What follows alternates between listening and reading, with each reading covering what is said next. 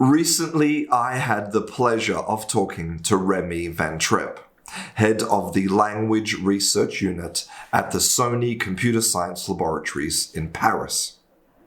He is one of the principal developers of fluid construction grammar, and his team is trying to answer some of the most profound questions in linguistics, using techniques from computational linguistics, artificial intelligence, and robotics.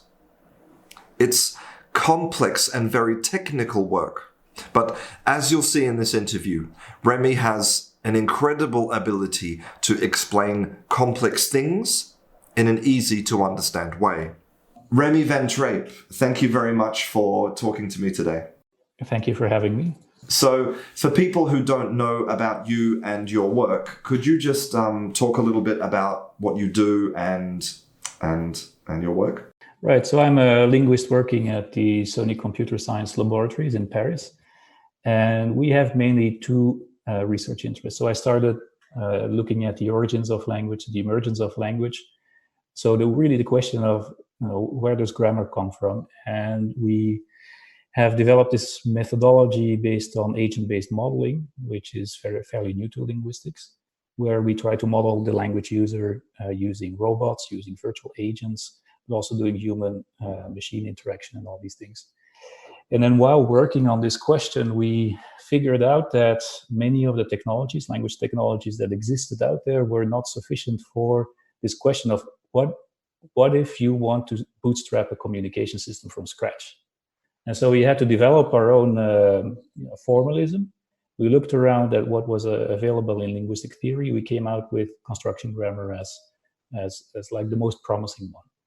And because this was also, construction grammar was still in its infancy, or at least computational construction grammar. So we developed from scratch a formalism for doing that kind of work. I would say that's now a second topic of mine is figuring out what are the computational properties of construction grammar.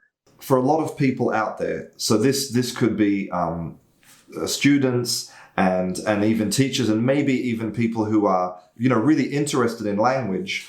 When they think of grammar, they think of something like this, like an Oxford, modern grammar or some other type of grammar. But maybe what people don't realize is that there's not just one way to describe language, right? There's not just the sort of the dictionary plus grammar kind of method. There's also alternatives like, for example, construction grammar. Yeah. Now, could you just sort of explain like what construction grammar is and how it's different from other types of, from more traditional grammar? Right. So traditional grammar, let's say you can bake a cake with different layers, right? And a traditional grammar is like you have one layer which you eat horizontally. You eat one layer of phonology, you eat one layer of morphology, and then you eat syntax. And so step by step. And in language technologies, likewise, you have like a pipeline of different steps. Now, a construction grammarian doesn't eat horizontally, eats vertically, like you're supposed to eat a cake, right? You put one scoop in it and you eat everything at the same time. So construction is about everything we know, all our knowledge about language is represented in the same way. So a word and a grammatical structure or a syntactic structure are not fundamentally different. They're the same. So you have this one way of representing everything. And a very good quote from the linguist Bill Croft is like, we linguists, we always try to make it neat and clean, but when you actually look at how languages work, it's never neat and clean. So you kind of, when you want to describe a language or describe how people use language, you always need to access all these different kinds of information at the same time. And construction grammar allows you to do that in a very flexible, simple way. Yeah, I actually watched a presentation about construction grammar, and for the opening part of the video kind of blew my mind because it said that, and this is interesting to language learners too. It said that, if you look at language using a traditional grammar, then you have to know how words go together. You have to know different categories of words. You have to know things like idioms and phrasal verbs. But if you look at language through the lens of construction grammar, the only thing you need to know is constructions. Right. Yes. Because I think to most people that's completely alien. Is there? Could you give me some examples, maybe, to sort of clarify how that works? A construction grammar is everything about language that you need to learn is some convention. So there is a part that you have to learn by rote. How to use words and all these things. That's all true. It's just what a construction grammar tells us is that all of these things are just a way to get to the meaning of things. So grammatical structures are like cues, if you want, that help you to figure out what does somebody try to tell you. And these are habituals, or like linguistic habits that you can develop. And rather than trying to figure out the system,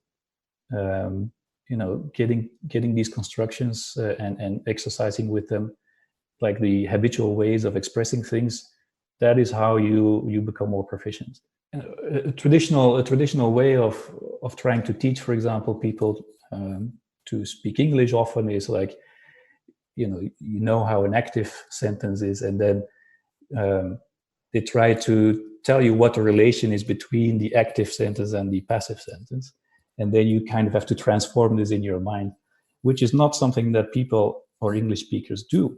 These are separate constructions, and like a passive constructions has its own use cases, its own semantics. So typically when you use a passive, it's because you're highlighting the fact that the subject of a sentence is undergoing something, is experiencing something. So there are very good use cases in which the passive construction is something you would naturally use, and learning this in its own right and its own communicative context makes much more sense than trying to take one basic structure and then performing all kinds of operations on them, which is fine for linguists to do, but just a regular language learner who doesn't have a linguistics degree, it's not the way to go about it. Really interesting. So what exactly is defined as a construction? Like, is a construction the same thing as a clause? Is it a sentence? What is a construction? The vanilla definition is just a construction is any convention that associates some form of meaning or use or intentions together with the form of it. And so the most simple construction you can think of is just a word, right? A cup. Cup is the form, and then you know what object you mean. But if you have a more elaborate grammatical construction, like you say, he gave me a book, right? So that whole clause, the ditransitive clause, has a typical meaning associated with it, like the transfer of some object in various ways. So it's always this coupling of function, meaning, intentions, and also social considerations. So what, say, using in French the polite tu against vous, knowing all these things combined with some form. So in a sense, everything is a construction. It's constructions all the way down, and it's just learning those. One of the main reasons I was really interested in talking to you is because, a lot of this computer science stuff and kind of grammar theory is exactly that. It's very theoretical, and it doesn't seem to have any practical application apart from, maybe things like, robotics or whatever. But then you tweeted that you're planning to learn Japanese by applying the principles of construction grammar. And that's what I'm really curious about. So what would that learning process look like? Like, what's your plan? Well, my plan, I was interested, I think about 10 years ago, this was with our former director, Luc Steels, who started our lab here and who invented our formalism, or he implemented the first version. We were working on this question of how to use artificial intelligence for intelligent tutoring methods as a sort of help for teachers, but also help for people out there to make exercises. And one thing we came up with is that for us, learning a language is all about the communicative context and the social settings. It's the same thing as we do with our experiments. So you have to use language in a setting that makes sense for you, right? Just having a list of words and then the meaning translated to it, that's something you can learn by heart. But then if you go and use them, that's very difficult. So we came up with this idea that you could model a learner, but you could also model a teacher, and then try to use this model of the learner to kind of predict what would be difficult, what would be easy.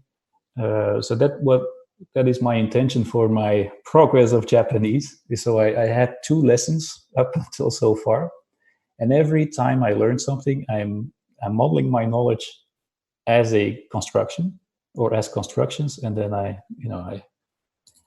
test. I can use that actually for creating new exercises for me. For example, in my first lesson, I learned the different names for nationalities. So I made a construction for every one of these words, and then the interaction was typically an exercise where you see a picture of a country, and then you come up with a name, then you talk about the people. Well, those kinds of interactions we can model, because I have let's say a virtual version of myself or my knowledge of Japanese, I can ask the computer or the artificial tutor to provide me with exercises that are challenging but not too challenging, based on what the computer appreciates as my knowledge up to that point. Wow, that's that's a really interesting way to kind of attack your learning. But obviously a lot of people, like maybe learners at home who don't have your knowledge or skills, is the key to the process? Is it about actually taking what you learn and using it? Is it just that simple, or what's the sort of key to the process? It's always about situated and grounded communication. So I know I speak a couple of languages, and the languages that I speak best are the ones that I learned while doing it. So I think I had decent French from school, but it's only when I met my girlfriend that, and be living with her for 3 years, that now I'm a fluent speaker of French. So there's a motivation to speak French, and there's this constant usage and feedback. And this wasn't like explicit instructions, because my girlfriend, she's very bad at other languages. She doesn't speak English, she doesn't speak Dutch, she doesn't speak any other language. So she cannot tell me what something means by saying, merci means thank you. I had to figure this out somehow. And it's always, and this is, I think, learning for me is always a discovery, or it's a rediscovery of something. Most artificial intelligence techniques and many scientists these days, they emphasize a lot the input data and then some kind of induction from that. But that's not everything. That's not the whole story. So in order to really grasp what something means, is you have to kind of discover for yourself what it is. And it's often because we're in a social setting, in a particular environment, that I can figure out what something means, and then having success or failure in communication is something that unconsciously I will change my linguistic behavior and gradually become more proficient at something. To get back to your questions, like when I model myself or my Japanese self, the modeling part is me just being let's say a professional geek, and I want to do this. What's really the heart is that once I have this model, is that anyone who wants to go through the same learning process, I can do these exercises. They don't have to model the constructions explicitly, right? They do the exercises, that then the magic happens in your brain somehow. I mean, this is a question that I've actually asked to a lot of different people, which is, clearly input is really important. And I've spoken to so many people, including polyglots, and they always seem to emphasize the importance of input.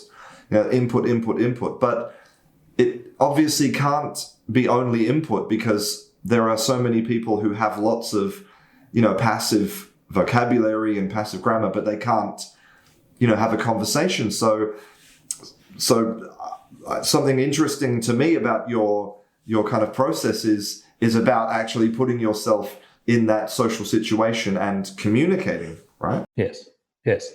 Yeah, input. I mean, when we use language, let's say you're trying to comprehend something and it's in another language. I mean, it's not the language that solves your problems. The language is just your tool to get to the meaning, right? And we're, as humans, when we're communicating, we use everything we can. So the linguistic input is just one thing. We look at cues, at past experiences. So it's our whole cognitive process. It's the language user that is intelligent. It's not the linguistic system. And so when you go to a foreign country, you don't know the language, you still understand a lot because you have experienced interactions with humans before, and there are basic experiences. So you can get by with a lot. And then, as you say, when you try talking yourself, or when you have to write a letter, or if you're speaking, if you're signing in a sign language, then you get stuck because you don't have these habits yet. And let's say the production part is then more difficult. In the production part, you have to come up with something to make yourself understood by the other speech participant. And that's a much harder question, which is why in our work we always try to do both ways. We don't do just comprehension, we also try and model the production part of language. And well, I know I have some examples of your work here, and some of it's really super interesting. But before we sort of talk about that, like I'm curious about when you're modeling input and output in these systems, what's the kind of ideal balance? Is there what does your modeling tell us about language learning? Well, it really depends on the research question you're asking, because a model is always, just like any experiment, is some kind of abstraction or a simplification of a particular problem. So when I do an experiment and I start, for example, with a population of artificial language users, and they can start, for example, without any grammar, without any vocabulary, even without any concepts, and then their learning task will be very different than from if I start a simulation with already some grammar for example, German, which I also did.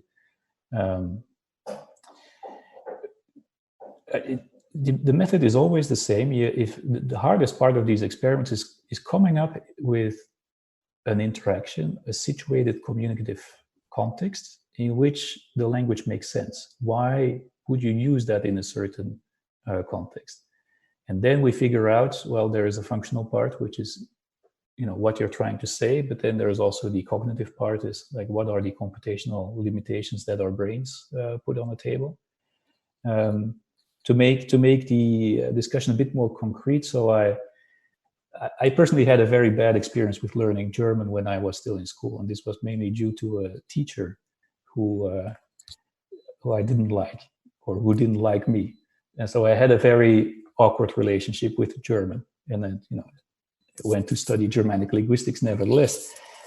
So at some point, one thing that I struggled with was always this case system of German, which seems like an arbitrary mess of different forms. And you have somebody like Mark Twain having written about that awful German. So I felt like, yes, it's not my fault. I wasn't a bad learner. It's the language. But then, I do believe, this is my strong conviction, is that languages are adapted to communication. I think it's the most magnificent invention that people have ever come up with. It's solving this problem of communication. And so I couldn't stand it that German would be like a counterexample to my belief. And I started implementing a grammar of German. And then this is something that most linguists don't engage in. Most linguists will try and write down what you need to know, like as if there is some passive rule list, and then the problem of how to use it and how to process these things, that's something else. And as a computational linguist, we don't have that luxury. We have to build processing models. And then when I started working on German and started to figure out how could I process these difficult case ambiguities, turned out that in most of the situations, it's like the cues were just good enough that if you put them all together, the ambiguities would disappear, or at least the structural ambiguities. And then I discovered that German has this wonderful way of, if you have a noun phrase and you have an article, an adjective, a noun, they carry the burden of who expresses which information. And it's very dynamical. And it's a very beautiful system. So these things I discover, and it's a pleasure of doing this. It's like, wow, this works really wonderful. It's a wonderful solution to a very complex problem. And for example, if you took a model, and in your model these artificial students, imagine they had 5,000 words of vocabulary and they had some basic grammar, what would then sort of really help these artificial learners to move towards fluent communication? Have you ever modeled that? Or and if you haven't, can you please model it?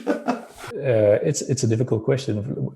What is fluent communication? Well, maybe I should say successful communication. The real difficulty, as I said before, is coming up with the interaction. Like we call them language games, but it's a situated communicative interaction. And there is part of it which is kind of conventionalized. It's like when you meet somebody, the greetings you do. And so for these kinds of interactions, they become very successful just by interacting. And you provide them with learning mechanisms. So a learner might have misheard something, or there's a word in the input that they didn't know, or they might fail miserably at an interaction. That happens a lot at the beginning. But repeated interaction, and especially if you have multiple of these agents, repeated interaction, and then the ability to learn from every interaction. So every interaction you dynamically update your inventory, you become better and better over time, or at least these agents become better and better over time.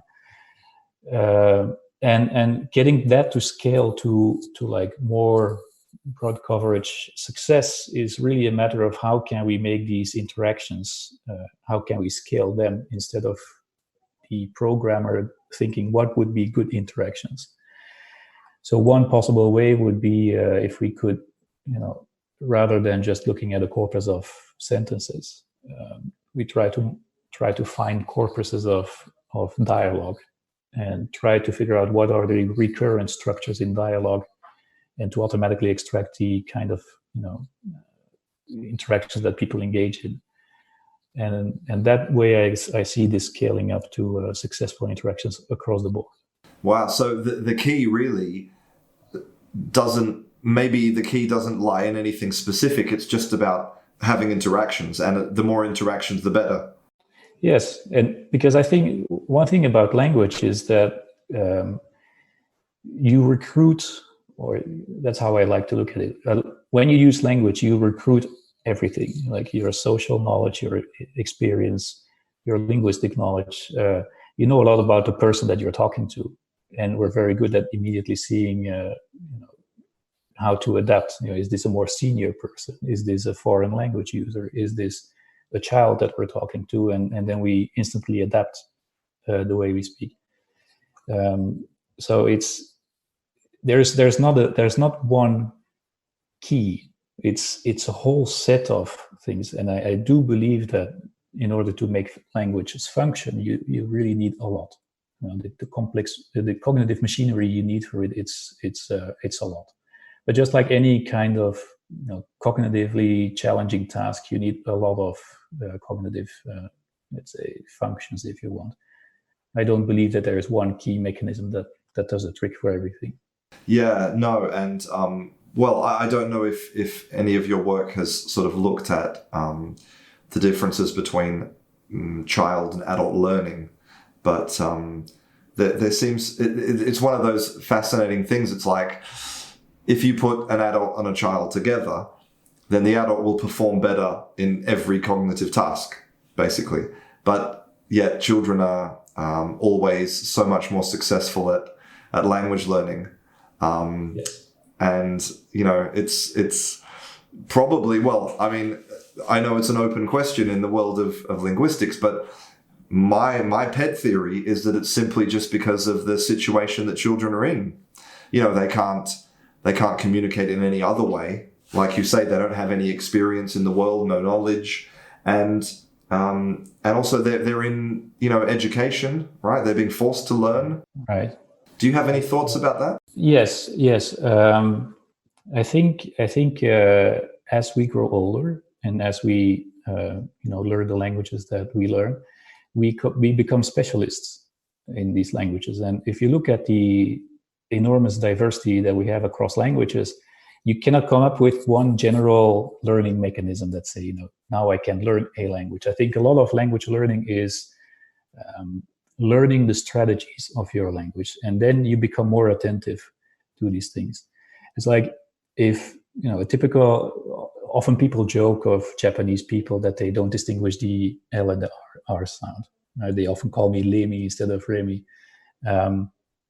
And that's, I'm convinced, so that's because you're not used to distinguishing these sounds, because in Japanese they don't make a difference. You know, it's not used to distinguish different sounds from each other. And just like you can become a bit, it's not a distinction you pay attention to. Just like in sounds, you learn to distinguish only certain categories and you ignore the rest because it's not relevant for you. You can also become like grammatically deaf or blind for certain distinctions that some languages make. So you learn how to make the distinctions, and it's relevant for you for communication. But other distinctions that other languages make are not relevant for you, and so you have a hard time, hearing, even just observing these distinctions. So I think it's just like you become specialized in your language, and because you're so good at these strategies, I think it's harder then to forget about these habits and these strategies when you learn another language. And I think this is one part why children who haven't developed this specialization yet, they still have to explore the whole learning space, why they are better at picking up a new language than adults would be. Yeah, I mean, that does explain, like, for example, why adults can be pretty good at picking up grammar, but there are very, very few adults who will ever sound like a native speaker, right? Yeah, my French is an example of that. So after almost 15 years in France, I still stand out. I just have to say bonjour to people, and they say, "Oh, here is the guide for English speakers." Or I know it's actually, I think that's something that a lot of people who are learning a second language or a third language, that's the worst experience. After only one word, the person knows, you're a foreigner. I'm gonna speak to you in English or whatever. Yeah, right. It makes you feel it's totally demotivating. So yeah, I wanted to talk specifically about some of your work, and so I have this paper here, how a construction grammar account solves the auxiliary controversy. Yes. And so, well, it says here that English auxiliaries have been a matter of dispute for decades, with two opposing views. One is that their auxiliaries are like the main verbs, which take a complement, and the other one is that they are sort of, auxiliaries, they're helpers, right? So how does construction grammar solve this problem? Well, in a construction, because everything is a construction, you can model whatever you want, right? So you don't have to make a choice between either. It's hard to not become a bit technical about these things, but typically those analyses that treat auxiliaries as heads that take complements, they start from a particular representation of linguistic structure. It's basically a tree representation, and then a particular grammar that you need for describing those trees. Now, people who know me know that I think that a tree is an awful way to describe the structure of language, because it's just a two-dimensional representation device. And languages are much more complex than that. So what you get is, so you have your tree structure, and that kind of becomes your backbone for everything. And now all of the information about language, you have to fit onto this tree somehow. right? So even if it's completely different in terms of information, you still have to fit it onto a tree. So you have these auxiliaries, for example. And what we know in English is that the presence of an auxiliary is going to have an effect on what else is present in the, let's call it, the verb phrase. And so how do you model that? Well, if you assume that language consists of one hand a lexicon, and the other hand just syntactic rules that combine these things, you have to put those constraints onto the auxiliary directly. And so then you're obliged to say that your auxiliary is the head, and then you build your tree in that way. And so I think it's a fine solution for trying to then impose certain constraints on the rest of the verb phrase. Now, when you read then linguists who do field work, mostly traditional linguists actually, they say it doesn't really fit the data.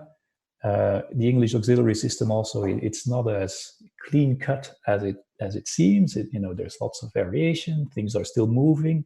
Language is a very dynamic system, and so it would be more natural to say that it's just helper, words. Because if all of the auxiliaries are, let's say, heads of a phrase, then if you want to say something, he will have been singing, you have a complex clause of 1, 2, 3, 4 clauses into one structure. So it doesn't seem to be what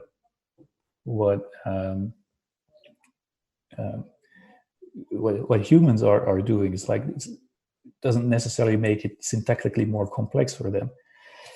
Now, the problem with the other solution is that it's harder technically, representation-wise, than to impose the constraints on other parts of the sentence. So what a construction grammar allows you to do is to say, well, we don't need the kind of formal restrictions of the one account, but we do know how to model the things that are hard to model in the more functional account. By, for example, saying the auxiliary can bring something to the table, but there is this overarching construction which also carries meaning. And I think one example when we talk about auxiliaries is the progressive construction. So I was walking, or I am walking, right? So the ing form. And typically you have a copula be, and then you have the ing form. And we use that to express duration or like an ongoing activity. Now, I think what's interesting is that you kind of have this double verb construction in English where you can replace the verb to be with almost any verb to modify, let's say, the aspect of the second verb. If you would say, I started singing, or I started walking, and all of a sudden this construction takes the semantics of this verb start, and it's going to use start as if it's an auxiliary, because you're modifying the part of the event structure of singing and walking to only focus or emphasize the beginning of that event, right? Or I finished singing. Now all of a sudden I take the semantics of finishing, I use it as an auxiliary to focus on the end of the event structure, if you want, of this activity. So whereas I'm using to be often as a way to look at something, it's ongoing, I am singing, there's no beginning, there's no end, we're just focusing on the process, I can just plug in any other verb and then again change what I'm focusing on in the event structure of the other verb. So that suggests that some part of the meaning is not coming from the auxiliary. There is some bigger construction that knows how to take the semantics of, in this case, the helper verb, and then modulate the meaning of the main verb, if we can use that word. And so that's something you cannot do with the lexical versus syntactic structures, because then you need to, if you say I started singing, then you need to say, oh, start is maybe also a progressive auxiliary in some way, and you add that to your lexicon. No, it's a double object. It's a double verb construction, and the first one modulates the, let's say, the aspectual information of the second verb. And that is something you can do in a construction grammar like very easily, and I don't see how you could do it in another way. Yeah, it's actually fascinating to hear those explanations because, as a teacher, I've kind of found hacks to explain certain things like modal auxiliaries in English, like the difference between can and could. And because if you were to look at them the way that they work, really there's no good logic there, and every time you seem to sort of find this logic, there's an exception, and it just becomes a total nightmare for students. And so I've sort of found this hack that sort of works. But I understand that it's exactly that, and it doesn't actually explain in a satisfying way why this works. But I see that by actually looking at the thing as a whole, right, as a construction, it removes all of that need for defining such specific rules for each piece of grammar. Yes, and learning these patterns productively as chunks is speeding up, is helping to speed up your proficiency a lot. Even you don't really need to understand the syntactic details about everything. Yeah, the verb phrase is especially the English verb phrase is a very rich domain. And for the modals, for example, another interesting question is how do you explain, for example, future in English? Because English doesn't really have a grammatical future tense, right? And then if you start by looking at, let's say, what is the language doing, if you think that syntax is something you need to learn just like that, it doesn't make sense.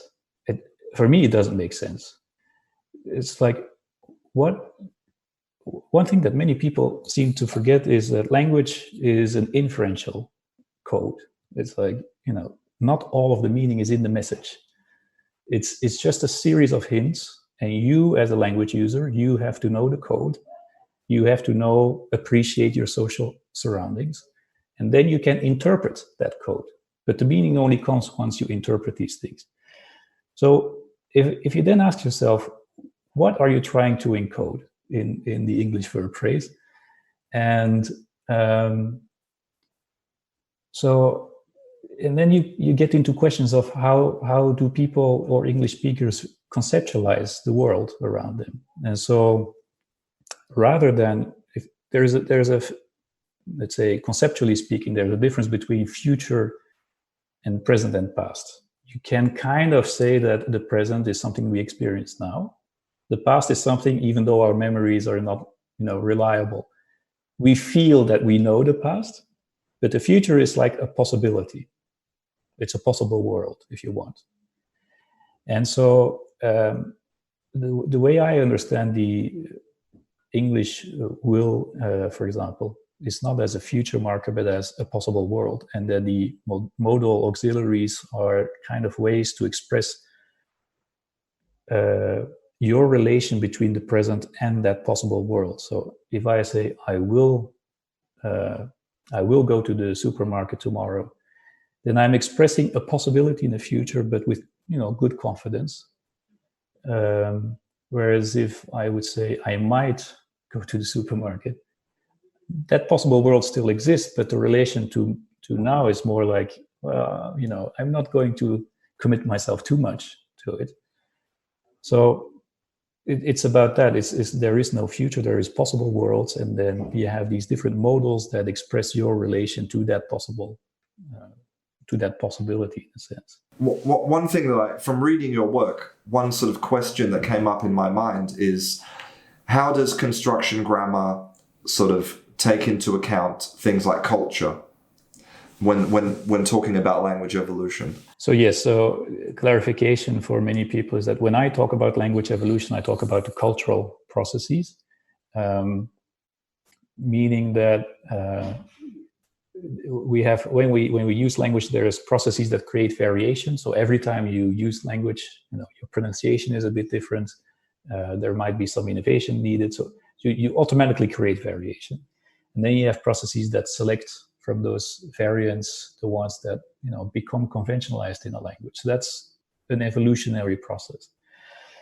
Now, construction grammar, or most construction grammarians, take this cultural viewpoint that, let's not assume that all of these structures are due to some innate language structures, like universal grammar or something like that. Let's assume that we have general cognitive learning mechanisms, and that the structures that we see in languages, they are part of these, applying these general cognitive learning mechanisms and then specializing them to language.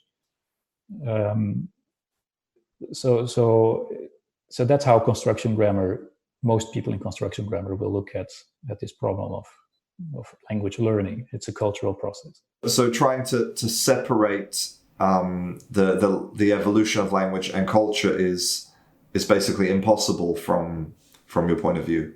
It's impossible.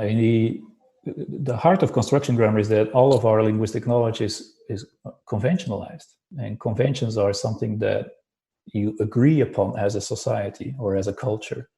This is not a conscious process, right? It's as much as the Académie Française, for example, tries to regulate the French language, French will, evolve automatically and spontaneously. And the best way you can actually compare that is to look at complex adaptive systems in nature. So a very simple example is an ant path.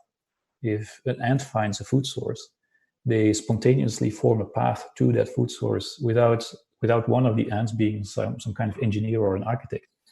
It's just a local interaction. So one ant starts spreading out pheromones, the other copies that behavior, and then somehow a global structure forms that spontaneously emerges without one of the ants needing to design that. And languages, similarly, it's not designed by one person. There are obviously languages that have been invented, like Esperanto and things like that. But natural languages, they don't get designed by one person. It's the ultimate democratic process. Everyone can contribute something. It might not be picked up by the others, or it might be very successful, and then it propagates in the population and becomes a new convention. And trying to look at linguistic structures without looking at why they are used and in which situations, that just doesn't make sense to me. Great explanation. And actually, just one final piece of your work was this paper. I know it's a little bit older. How intrinsic motivation can speed up language emergence. And again, so you modeled. This was not with real learners. This was artificial, artificially modeled learners. Yeah. And so how could you talk about how intrinsic motivation, the effect it had? Yes. So intrinsic motivation, there's many ways, or many psychologists have talked about that. There's one particular psychologist that influenced us a lot. Unfortunately, he has a very difficult name to pronounce. It's Mihai Csikszentmihalyi. He has developed this theory of flow. And flow means that, a lot of the most activities that give you the most satisfaction in life are not the ones that give you instant gratification, or the things that turn out to be very difficult, like mountain climbing or raising children. It's very difficult, but afterwards you can have intense gratification of it.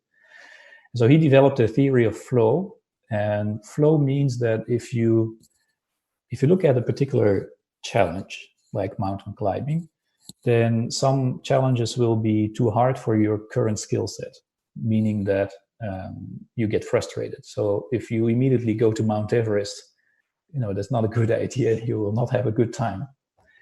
But on the other hand, if you develop certain skills, then a challenge can become boring if it's too easy for you. And so flow is that balance that you have between a challenge that is difficult, but not so difficult that it gets frustrating, and not too easy either, so you won't get bored. And good teachers actually are very good at challenging their students, to give them challenges adapted to their skill level. Now, we came up with ways to model intrinsic motivation according to this idea of flow. We applied it to embodiment of robots. So I had colleagues who are now, Pierre Vaudier, who's working in Bordeaux. They applied it to, for example, learning a robot to walk. We have applied it to music generation. And we have also applied it to language learning. So what you need is some kind of meta level, where the language user, we call them agents, they have to engage in these tasks. So they are learning a language, but at the same time, they are making a prediction about how good they are at this particular task. And this in the beginning can be, I know the word for something. And if it turns out that the prediction is correct, so let's say I have to say a word and I think I know the answer. So my prediction is I'm going to have success in this exercise or this communication. If I'm always right in my prediction, that means that the exercise is too boring for me. So I want to move to something else. And that's when our agents, in an autonomous way, decide to increase their challenge. So when we put them in a complex world, for example, and in the beginning, they will just talk, using one-word utterances about objects that they see. And once they get bored with that, because they know every time they talk about objects using single words, their predictions are correct, then they move on to something that's more challenging, which is like, let's now try and combine two words to talk about objects. And this creates then maybe a moment of frustration, and they might retreat to an earlier strategy. But eventually they will get there, and then they will bootstrap their own, let's say, they will decide themselves when it's time to learn something more difficult, because they get bored with what they've been doing, or they get artificially bored in a sense. And intrinsic motivation, it's a cliche, but it's really, if you want to learn something complex, like learning a language, if you're not motivated, you're not going to get there. So motivation can come from exterior motives, like a girlfriend. Yes, like a girlfriend. So there's a good reason to communicate. But the best way to learn something is you want to, and if you want to, then you're constantly you're curious. Your curiosity is curiosity-driven learning, and that's what we wanted to do with that paper. Because what happens to the agents, if they try to do something that's too hard? I mean, because obviously in a simulation they can't give up, can they? No, they can't give up, but their communication fails, and failure is the key to their learning. Is when they fail, they will try to make an adaptation to their knowledge in a way that they can increase their success for the next interaction. Now, our agents, because they're virtual, they have to do what I say. They will never give up, right? They will only give up if I shut down the computer. But that's how you do it. Failure is not they don't get demotivated. That's a big difference with humans. Humans might get demotivated when they fail, but the failure is a key part of the process. Wow, fascinating. Well, just to finish up, I'm just, because I ask everybody this, so I'm curious as to why it is that you have devoted so much of your life to language. Why do you think that language is important? There's a silly answer and there's a more profound answer. The silly answer is a lot of people in academics, they choose a topic at which they're not very good. So the cliche is like a roboticist who builds robots because he's awkward in movement, a psychologist who studies psychology because they find themselves weird. And I've always been a very introverted person, much less now than before. But as a young person, it was hard for me to engage with people that I didn't know very well. And so, but it still had always intrigued me, language. So that's the silly reason. Like trying to, if I don't understand something, then I have this need to try and figure this out. But the more profound The more profound reason is that I think I consider language as a technology. It's an instrument that we developed, and it's the most brilliant invention that human societies have come up with. It is at the same time a window into how we view the world. It's also a way to do social bonding. And I think everything that is important to human experience ultimately involves language in some way. So that's why. Remi van Trijp, thank you very much for talking to me today. Thank you.